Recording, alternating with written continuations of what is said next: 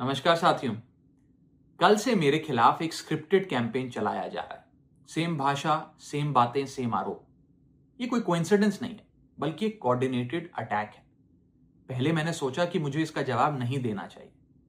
फिर लगा कि कहीं एक झूठ को 100 बार बोला जाए तो कुछ लोग मान ना लें। इसलिए मैंने सोचा कि जवाब दूं।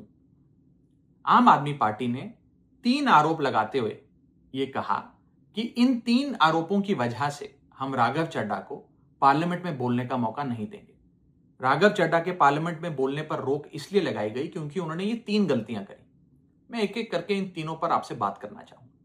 पहला आरोप कि जब ऑपोजिशन पार्लियामेंट से वॉकआउट करता है, सदन से वॉकआउट करता है, तो राघव चड्ढा वहीं बैठे रहते हैं, वो वॉकआउट नहीं करते।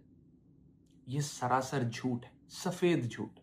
मैं चुनौती देता हूं, एक इंस्टेंस, एक दिन ऐसा बताइए जब ऑपोजिशन ने वॉकआउट किया हो और मैंने उनका साथ ना दिया हो, मैं साथ में वॉकआउट नहीं किया हो। और पार्लियामेंट में तो हर जगह सीसीटीवी कैमरा है।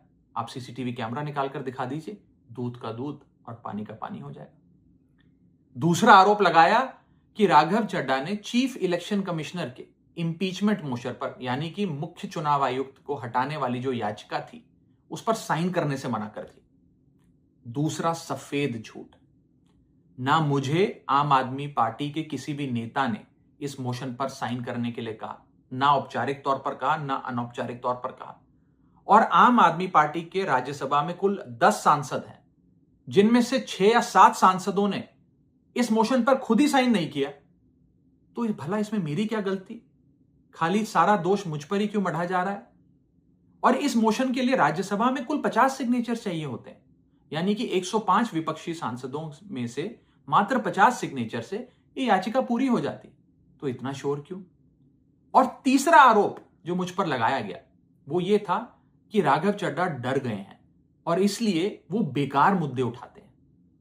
पहली बात मैं बता दूं कि मैं पार्लियामेंट में शोर मचाने, चीखने, चिल्लाने, माइक तोड़ने या गाली देने नहीं गया।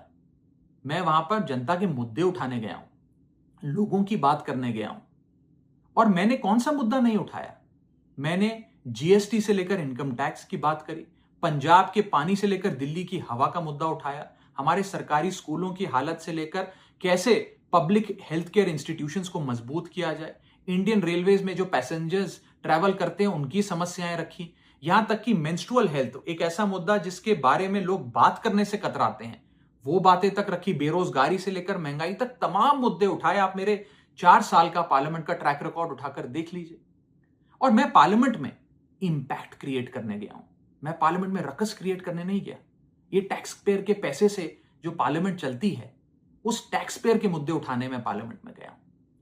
अंत में मैं बस इतना कहना चाहता हूं कि जो लोग आज मुझ पर आरोप लगा रहे हैं, झूठे आरोप लगा रहे हैं, कि हर झूठ को बेनकाब किया जाएगा और हर सवाल का जवाब दिया जाएगा, क्योंकि मैं घायल हूं, इसीलिए घातक हूं। जय हिंद।